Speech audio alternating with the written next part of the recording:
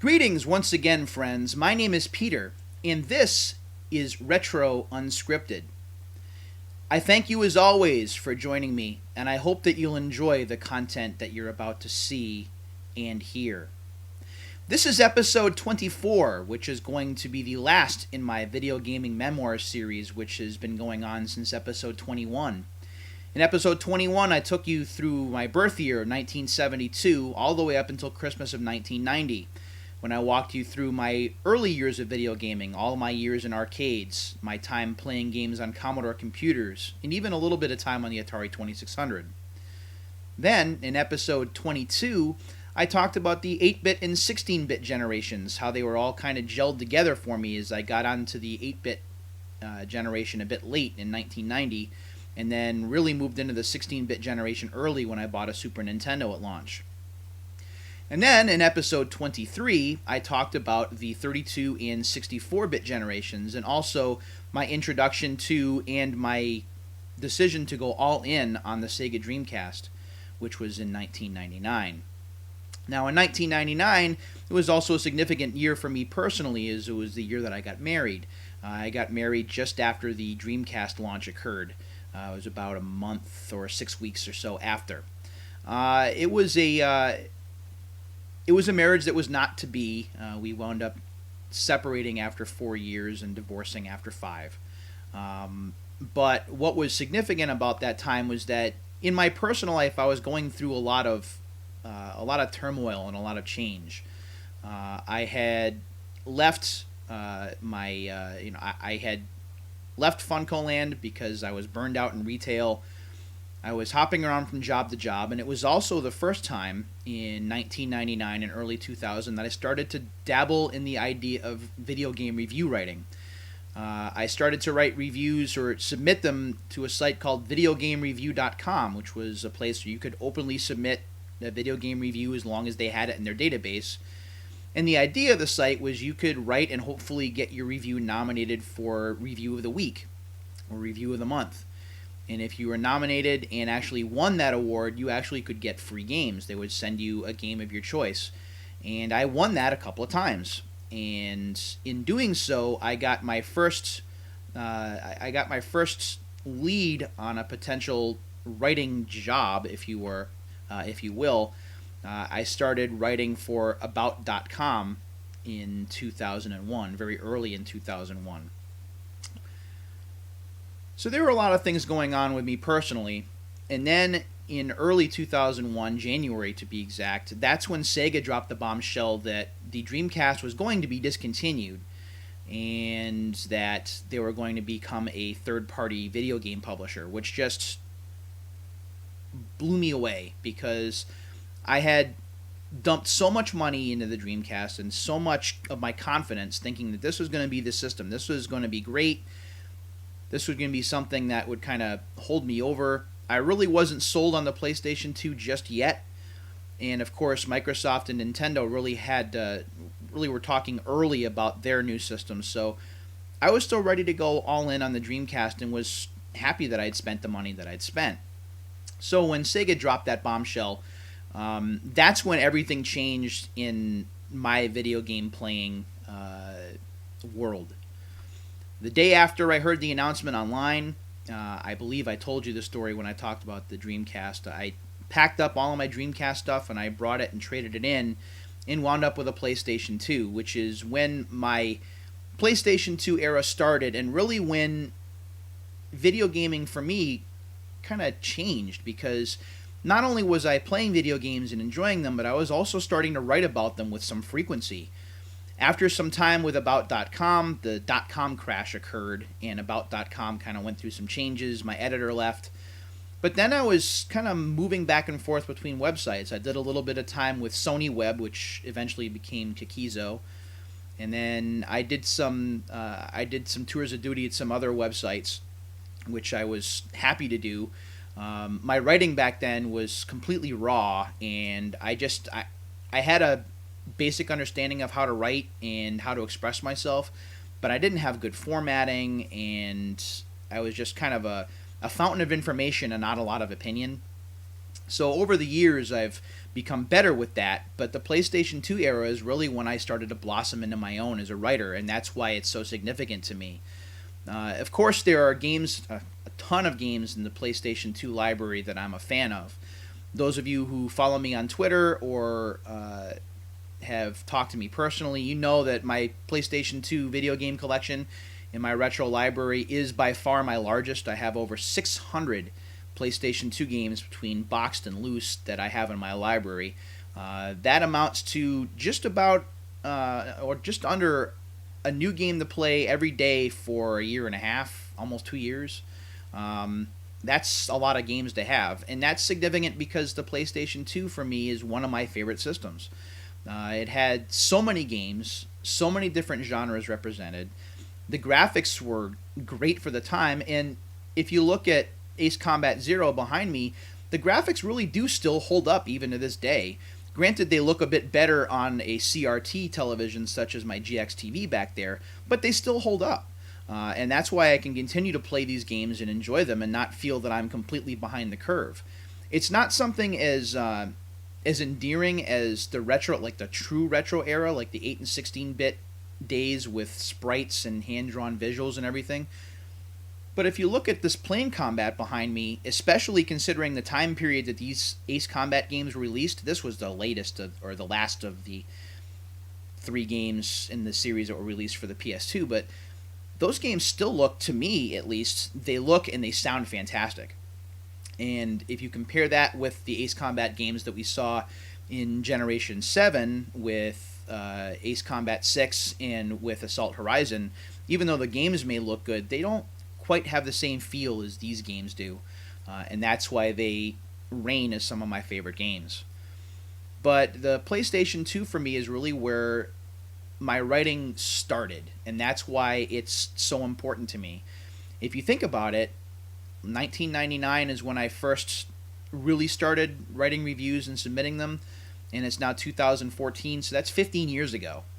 And now with the PlayStation 2 era and with the websites that I was fortunate enough to work with, or work for, I should say, it really kind of started things and snowballed them, so that later on in my writing career, that paved the way for me to be able to go to E3 starting in 2011, and for me to really find my center, my niche in writing, which really, game reviews were part of it, but also I got into sales analysis late, but it was learning to write reviews and even a little bit of video game news and such that really paved the way. And the PlayStation 2 is really, that time period was the key for all of that. I wound up reviewing games for the PS2, the Xbox, the GameCube, and then later on, of course, the consoles that were in Generation 7. So that's why it's really important to me. Now, as for what happened with the Dreamcast, I'm still bitter about it, but not completely bitter where I don't support Sega, obviously. If there are games in the Sega library that I like, I do buy them. I have bought ports of Dreamcast games such as Crazy Taxi and Sonic Adventure 2 for other systems, and I really don't have a problem with that because those games on the Dreamcast were great, and they still are great, even if they're on other platforms. So that's the PlayStation 2 era. One of my favorites, not quite my favorite because the NES is really what turned me on to console gaming, period. But the PlayStation 2 is probably the most influential as far as what happened to me from that time period forward. If it wasn't for the PS2 and the opportunities for writing that it provided me, I probably never would have become part of the, I like to call it the volunteer gaming press, because I really didn't get paid with the exception of one role. But it was still a big part of my life. I did it for years and years. I don't regret it at all. Do I miss it sometimes? Sure. But with my decision not to go into Generation 8, and I'll touch on that a little bit later, it just made sense for me to walk away last year. So what about the other consoles? Well, the GameCube, I did buy that at launch. While I bought the PlayStation 2 a bit late, I got that in early 2001, which is a few months after launch. I did get the GameCube right away. And why? Well, that's very easy. Rogue Leader, which is the second of the Rogue Squadron games, absolutely knocked my socks off. I played a demo of that in a local Target store, and that's what sold me on the system. And that was probably, excuse me, my most impulsive buy, because that's really all the system had for a little while. There was Rogue Leader and there was Super Monkey Ball, and I mean, Super Smash Brothers came out a little bit later on, but it was really Rogue Leader that made me say, you know what, I've never seen a Star Wars game that looks this good. This is a system that I have to have. And that was really the advantage that the GameCube had. Rogue Leader, and then Rebel Strike, which came out later, even though it's a much more flawed game than Rogue Leader is, were really the driving forces behind my interest in the GameCube. Other games on the GameCube platform that held my interest: Beach Spikers, which is a release from Sega AM2, which is a arcade-style beach volleyball game. I still play that with some regularity. Let's see, what else? Obviously, the Super Monkey Ball games are great and continue to be great. And the really interesting thing about those is they really haven't played the same or as well on other platforms that they've been ported to. Really, they were best on the GameCube, I think. Maybe it's the controller, maybe it's just because they were built for that system initially, but in my opinion, the Super Monkey Ball games never got any better than they were on the GameCube. I'm also one of those crazy people that actually thinks that Metal Gear Solid: The Twin Snakes was actually a really decent, I guess you can call it a port, maybe a reboot of the original PlayStation game. I did like the over-the-top cutscenes. I wasn't necessarily a fan of some of the re-recorded voice work, but what are you going to do? So I thought that Silicon Knights did a good job with that version. I'm sure you probably, or a lot of you don't agree. That's okay. But that was pretty special to me back then. I'm still trying to find a copy of it that doesn't cost me an arm and a leg to put back into my library. So, and of course, Nintendo's own GameCube games. Super Mario Sunshine was kind of hit or miss for me. But Super Smash Brothers obviously was big for me because of the nods to Nintendo history that the game had, which certainly hit me, as you kids like to say, right in the feels. That's why the game really stood out to me as something that was important. I'm not a Zelda guy, so Wind Waker really didn't do much for me, and of course the version of Twilight Princess that came out well afterwards really didn't have any influence. The Star Fox games also were kind of hit and miss. Star Fox Assault is really disappointing because there are parts of that game that are excellent and there are parts of that game that really suck. So it's as close to a prime definition of a mixed bag as you can possibly get with Star Fox Assault. And then with Star Fox Adventures, which is basically Dinosaur Planet, I don't know what Rare was doing there. Looks great though. Visually, it's fantastic to look at. But gameplay-wise, really didn't do much for me. So that's my quick look at GameCube. It's not really one of my top systems of all time, to be honest. There weren't enough games on it that really put it above a lot of other consoles, but it's certainly important because it's one of those consoles that I got at launch. As a matter of fact, it's the second to last console that I bought at launch. And as for the Xbox, I got onto that train really late. I got onto that train in 2003. I'm trying to remember when it was. It was, actually, no, it was 2004. I actually got the system just after my ex-wife and I had separated. It was something to kind of help me pass the time and to make things a little bit easier. And the things that I took away from the Xbox were... one, having a hard drive was a lot easier and more convenient than having to swap memory cards back and forth. I loved that. I love the custom soundtrack feature for games like Burnout, where I could sub out the EA Tracks soundtrack with my own music. That was something that was unheard of and awesome at the time. And the other thing about the Xbox that really stood out to me were some of the games for it that weren't for any other consoles. I thought that Lynx 2004 was a really good golf game. I had a lot of fun playing that. The version of ESPN NFL 2K5 does some things that the PlayStation 2 version does not, such as post-game replays and highlight reels. I loved that. And the Xbox was a more powerful machine than the PS2, and there were some games that really took advantage of that hardware, and I really did appreciate that. Excuse me.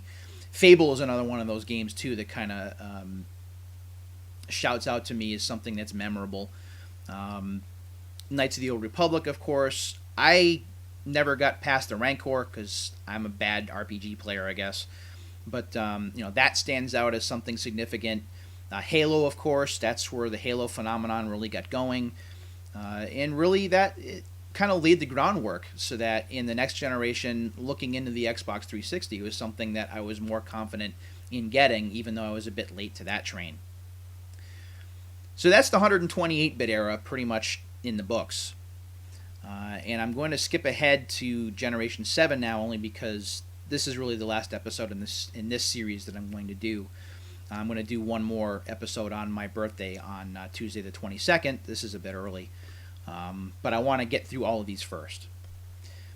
So Generation 7, there was only one console that I got at launch, and that was the Wii. And the Wii sold me at launch, again, because of one game, and it was Wii Sports of all things.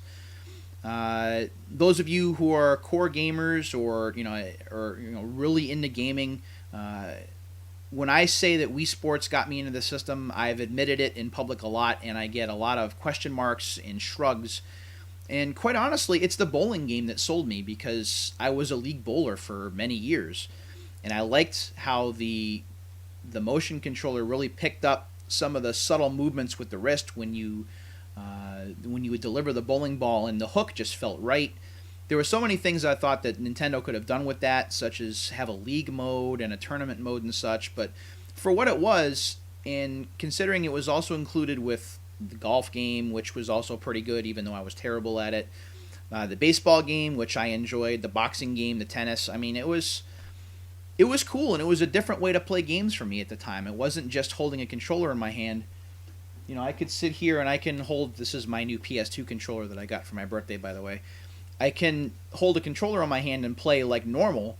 It was something completely new. I had to stand up. I had to use my body to play these games. I had to be more active. And that was something that was completely different. It reminded me of a time going into an arcade when there was a batting cage and you actually had to swing the bat in order to try and make contact with the ball. And I worked up a sweat in there. And honestly, there were some Wii games that I worked up a sweat playing as well. So that's why the Wii was important to me. There was too much waggle, though. There was too much motion control in some games, I thought. Excuse me. So the system wasn't necessarily one of my favorites of all time. But honestly, and I've talked about it before, the Wii is probably the next video game console that I don't have in my library that I want to get back. I'm hoping to get it. I'm hoping to get the money together or to find a way to get one soon before the Wii shop goes away, so I can take advantage of some of those virtual console deals that they have. Plus, something that I had never done is I hadn't run a Wii through a CRT television before, and I think that the Wii graphics are going to look a lot better on here than they did on the high definition televisions that I had it hooked up to for the time that I had the system.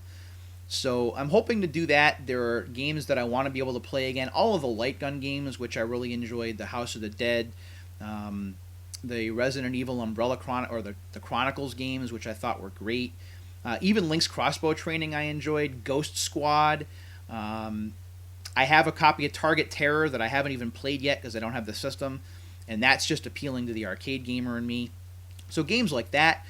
There's also an arcade game or coin-op compilation disc from Data East that you can't get anywhere else, and that has games like Burger Time and Bad Dudes and some other offerings on there that you can't play anywhere, and that's something that I want to add to my collection at some point.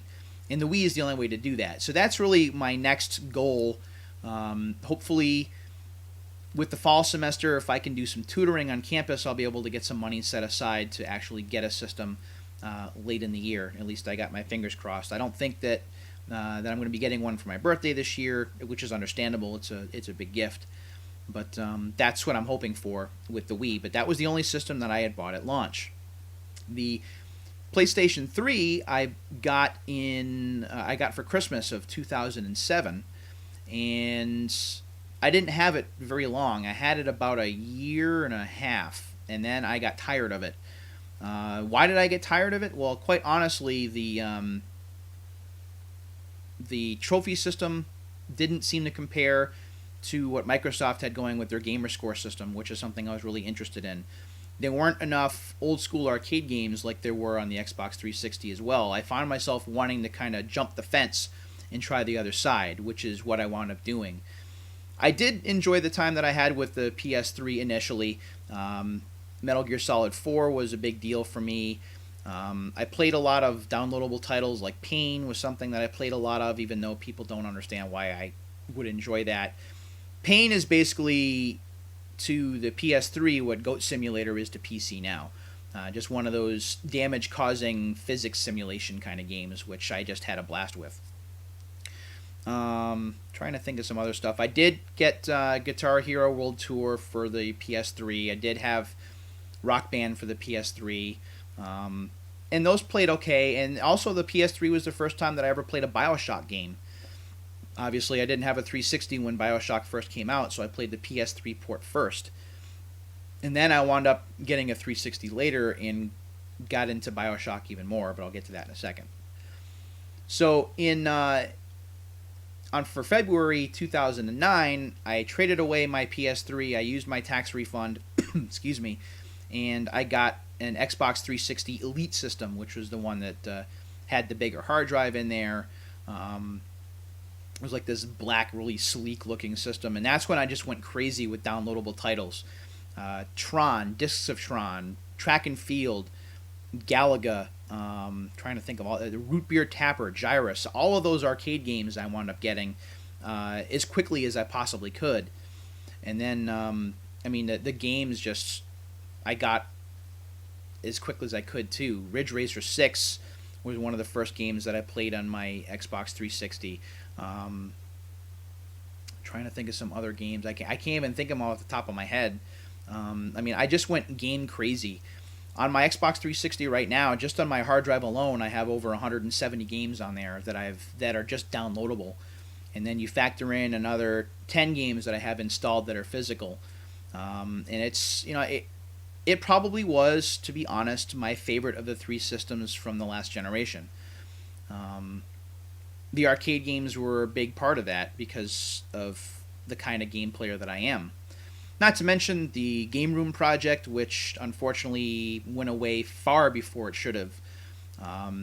I bought so many coin-ops and Atari 2600 and Intellivision games in there.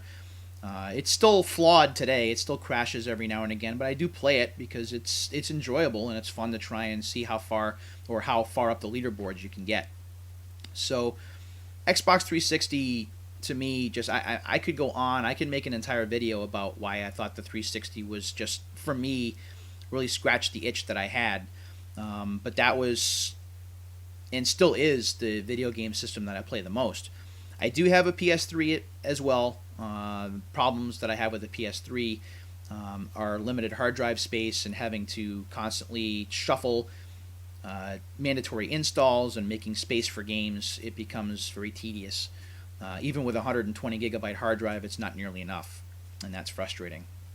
So that's where we are today. Now, as far as my writing career goes, really with Generation 7, that's really where things started to take off. I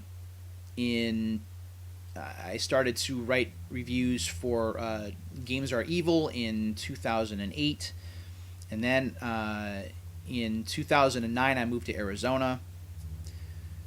I'm just trying to run through my life events real quick here. In 2011, that's when I had the privilege of going to E3 for the first time. The Kmart Gamer Project sent me Josh Dean, who now is the founding father of Frontburner, which is a fantastic website of its own. He picked myself as well as two other individuals, Amy and Steven, who are also still very active in the video gaming community. We got to go to E3 in 2011, all expenses paid. That was just huge. A lifelong dream come true. And then in 2012 and 2013, thanks to Pop Zara Press, and Nathan Miles, who's also a fantastic individual, I got to go to E3 twice more. My writing did change a little bit. I went from writing reviews to really tracking video game sales, especially hardware sales statistics and trends. Some of you may know me from the columns that I wrote as the Armchair Analyst, something that I enjoyed doing for a fair amount of time. Unfortunately, with sales numbers becoming as secretive as they've become, it became too difficult for me to really look into doing that on a consistent basis. And there was no way that I was going to be able to make a career out of it unless I went to school and majored in economics or business, and that wasn't something that I was ready to do. I had already had a plan for my future in place, and I couldn't see making that kind of sacrifice, especially that late in my life. Being in my late 30s, early 40s, it was kind of late for me to kind of turn tail and to start things over. So that's kind of where I left it. In 2013, I broke away from Pop Zara. I explained that I was just going to give up writing, and I did for a while. Had to give up writing, had to find my center again.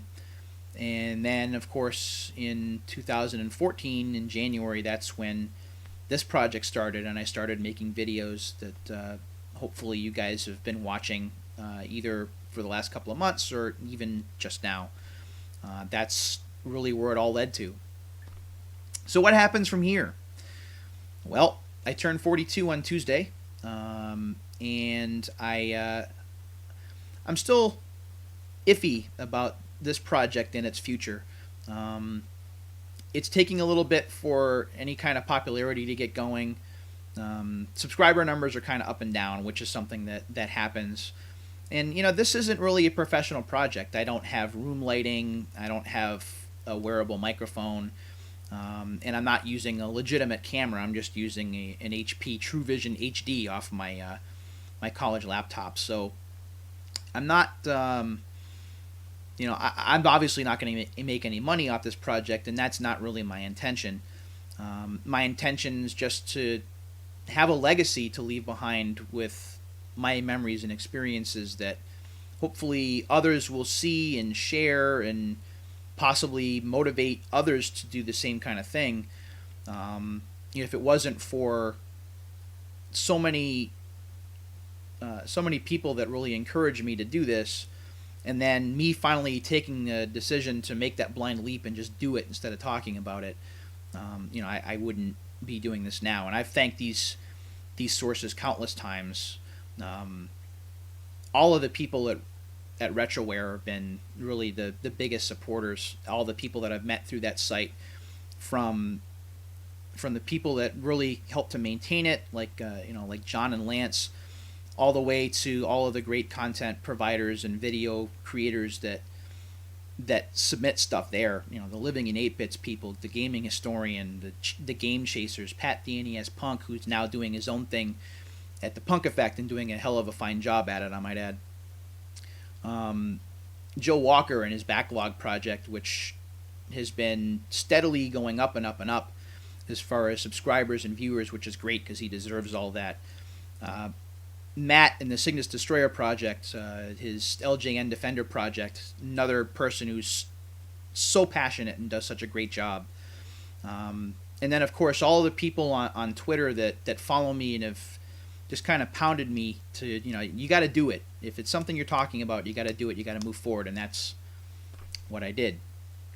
I do have one thing that I am going to be working on. It took the right opportunity for me to be able to be pulled out of my my writing retirement, but it's happening. I'm not going to say anything just yet. Some of you may know where it is that I'm winding up. It's not going to be something where I'm writing every day, but it's something that at least I'm writing actively again. and I'll make that announcement when I've been given the okay to do so. But I'm going to be excited to do that. So as far as this video game series goes, who knows? I'm not going to put an end date on it. There may be a time when I just kind of run out of topics, or I think that it's run its course. But for now, I'm not going to think that far ahead. For now, I'm going to enjoy my birthday week as it was. I got to spend the day with my mom on Friday the 18th. And I'll show the stuff that I got in a pickup video. I'm waiting to see whether anything else might happen over the weekend before I put all that stuff together. And then, after that, we'll see. I'm going to Fun Spot in May, of course, so I'm going to be busy between finals for school and getting ready for that tournament. And then in June, we'll see what happens. So there's a lot of stuff going on. So that's everything. 31 minutes later, I've now walked you through 4 episodes that have covered 42 years of my life as it pertains to video games. I know this one ran a little long, but now I can, I'm definitely looking forward to tackling other projects. I have a very special episode 25 that I'm going to do for my birthday, which I think that you guys will really enjoy, and I promise it won't be this long. As always, I thank you all very, very much for watching, for following on Twitter, for subscribing, all of that stuff. It means the world to me knowing that people are watching and enjoying my work. That's what the payoff is, not the money side of it. So to all of you, thank you. That's more than I could ask for. Until the next time, I will see you on the next episode of Retro Unscripted, which will be Tuesday the 22nd. Until then, take care, friends.